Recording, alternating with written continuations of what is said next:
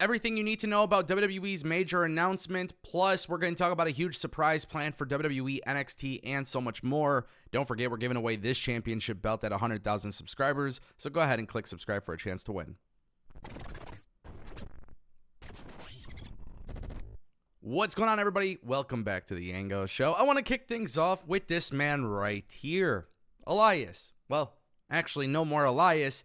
He revealed himself to be Elijah. He put out a very incredible video package vignette on social media yesterday. He rebranded his social media. He's undergone the name change, and the Elias character is dead. Elijah is now here. Now, this is very exciting because if you've been paying attention to TNA Hard to Kill, it sounds like the person narrating this specific vignette is the same one who has been narrating the TNA Hard to Kill material. Now, for that reason, I believe that Elias is showing up at TNA Hard to Kill. Well, Elijah. Now, the thing is, I really just want to give credit where credit is due. I feel like this specific vignette was produced by TNA. And that's me making a guess. That's not me, with confirmed information. But I'm making a guess that TNA helped produce this. And the reason why, it's because it's very similar to what they did with the Hard to Kill TNA announcement package that they did. Now, I want to give credit to where credit is due. Mustafa Ali and Elijah, both of these gentlemen have put out some incredible material after being released by the WWE. And I've said this before on the channel. I said some people who were released will probably never wrestle again, right? Some people just, they're done with wrestling. That's it. Some people don't love it as much, or some people don't want it that bad. Some people just don't care. Some people do care, but not everybody you see released from WWE continues to have a career after WWE. These two individuals have shown us, and I would say they even set the expectations for wrestling fans when it comes to leaving WWE, because these two gentlemen put out art. And to me, I appreciate that. I appreciate that very much. Now, I actually think Elias, Elijah, Ezekiel, whatever name you want to call him, this man is going to do big things regardless of where he goes. We know that he's already been advertised for Wrestle Revolver, which I think is it's great. Like, he's already getting booked. We know this. But I think if he shows up at Hard to Kill and he actually joins TNA on a full-time basis, I think this guy is going to do great things in this company. TNA is one of those companies where, yeah, they're good with the action, right? You're going to see good wrestling matches, but they also sprinkle in some really good storytelling. And I always appreciate the fact that TNA Impact, under Anthem has been consistent. So this is something I'm excited about. I fully speculate and believe that he's headed there. I think there's too many clues in this video package. And obviously the big one is the narration. It's the same thing. It appears to me as the same thing as the Hard to Kill TNA return announcement. And that is just something I very much would like to see. Guys, Dragon Lee put out a very interesting tweet. He says, sad news to kick off the year, but due to visa issues, I am unable to leave Mexico right now. I will miss WWE NXT New Year's Evil, but the LWO has a big surprise for the No Quarter Catch Club and the NXT Universe tomorrow night. Obviously, a very interesting tweet from Dragon Lee, but we didn't get Andrade on day one. And look, I believe that Andrade is going to be on SmackDown. So at some point, if you're trying to make NXT feel like a must-see episode, which, by the way, WWE has been planning SmackDown New Year's Revolution long before Andrade even became a free agent, right? So they already probably have plans for SmackDown. I think if you bring in Andrade for NXT just for this one episode, it's really cool because on SmackDown, you could then tie up the loose ends of the storyline, right?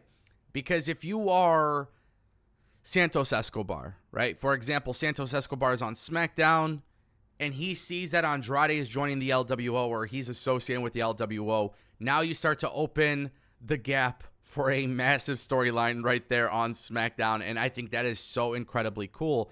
Look, WWE is really killing it with this LWO Santos Escobar stuff. You got Angel Garza and Humberto Carrillo also involved now with Santos. the LWO, the new LWO, the old LWO, Carlito's there. There's a lot of stuff that is brewing there.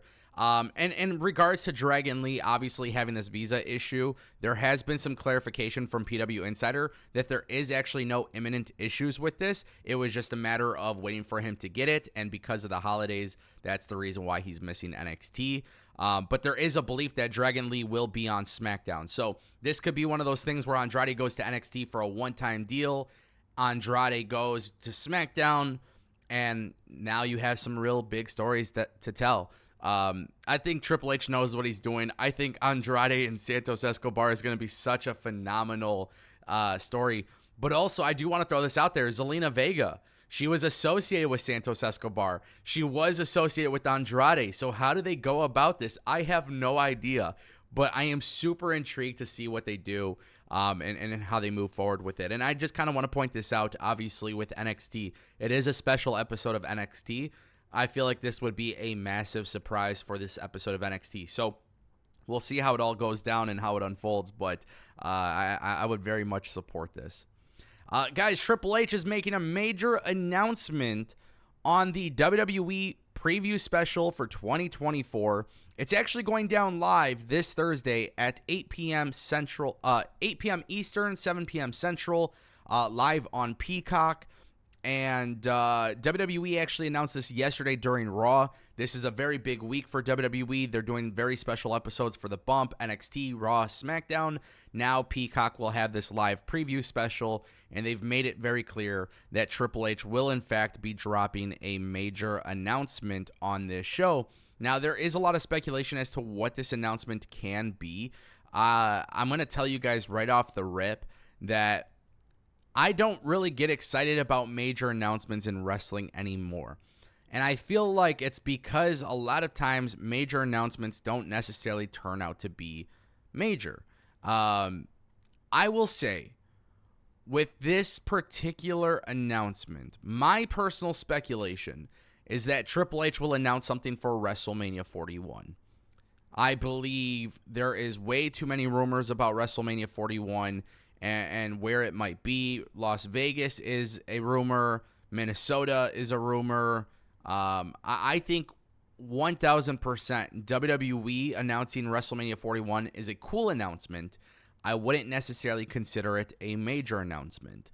With WWE, though, you never know, right? Like, we know that there is something impending with NXT Europe, right? We know that's a thing. We know WWE also has to announce a new Raw TV deal. Is this something that WWE does, right? Live on Peacock, announcing that they've moved Raw to FX or Warner Bros. You know, like, anything is a possibility. I'm just saying I don't get my hopes up with major announcements anymore. But we'll see how it all goes down and whatever, right? Anyways, guys, thank you so much for watching. Appreciate all the support lately. Happy 2024. I'll see you guys soon.